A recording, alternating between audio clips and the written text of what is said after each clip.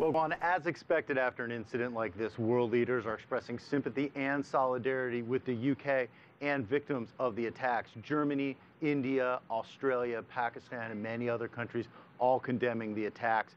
The news is resonating especially strongly, though, in some of those countries you just mentioned that have faced their own major terrorist attacks in recent years. I would like to tell you personally that in the face of these attacks, we must remain calm, very firm, and extremely determined to defend what we are, what we share with the British, which is a love of freedom, a visceral attachment to democracy that will never falter. Here in the United States, President Trump took to Twitter to make several comments. He used the attacks to push for his proposed travel ban that would temporarily halt people from several Muslim-majority countries from entering the United States.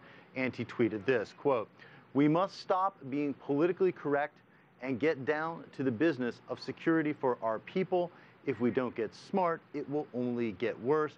And he offered assistance to the UK in the investigation and response to the attack.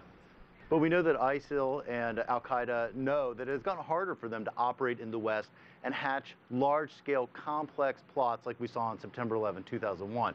So they've shifted tactics towards these sorts of attacks that require little planning or money. The terrorists just need a vehicle, perhaps some knives. They don't even have to communicate with operatives overseas, which makes it much harder to track them electronically. So authorities can continue to harden targets and add security checkpoints at airports and special events.